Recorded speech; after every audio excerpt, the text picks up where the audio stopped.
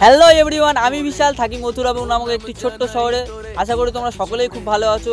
এই ভিডিওটা করার একটাই কারণ, তোমাদেরকে আমি একটা পুজোর আপডেট দিতে এসেছি। যেহেতু এক মাস আগেই পুজো শুরু হতে চলেছে, সেপ্টেম্বর মাসে, তোমরা অনেকেই জানো। তো তোমাদের মনে একটাই প্রশ্ন থাকবে যে কল্যাণী আইটিআই মোড়ে এবছরের থিম কি হতে চলেছে। কল্যাণী আইটিআই মোড় 2022 সালে করেছিল মালয়েশিয়া টুইন টাওয়ার, আর 2023-এ করেছিল গ্র্যান্ড ক্যাসিনো লিসবোয়া, 2024-এ করেছিল ব্যাংকক অরুণ মোড়ে,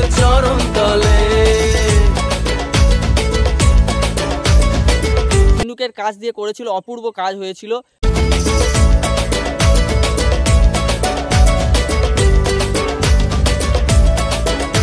এই থিমটা আমি বলবো, কিন্তু এটা অফিসিয়ালি কি জানানো হবে আমাদেরকে, তখন আমি তোমাদেরকে জানিয়ে দেবো।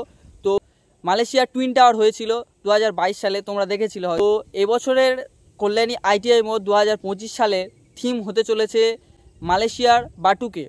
এবার তোমরা অনেকেই ভাবছো যে বাটু কেভ টেম্পল বা বাটু গুহা মন্দির কি। তো এই বাটু কেভ মন্দিরটা হলো মালয়েশিয়ার কুয়ালালামপুরে উত্তরে অবস্থিত চুনা পাথরের গুহার মধ্যে থাকা একটি মন্দির, যেটা গম্বক জেলার পুরাতন মন্দির নামেও পরিচিত, যেখানে রয়েছে পর্যায়ক্রমিকভাবে চুনা পাথরের গুহা এবং পার্বত্য থেকে প্রবাহিত সাংহাই বাটু নামের নদীর নাম অনুসারে এই মন্দিরের নামকরণ করা হয়েছে বলে ধরা হয়। ঠিক আছে, এই যে থিমটা হতে চলেছে, এই থিমটা আমাদেরকে অফিসিয়ালভাবে জানানো হয়নি। এটা কোথাও দিয়ে পাওয়া তথ্য, সেটা তোমাদের সাথে শেয়ার করলাম। তোমরা সকলেই জানো যে নদিয়া জেলার বিখ্যাত পুজো হচ্ছে কল্যাণী আইটিআই মোড়। তোমরা সকলেই হয়তো সেই পুজোতে যাও, ভিড় জমাও এবং প্রচুর ভিড়, মানুষের জনবিস্ফোরণ দেখা যায়।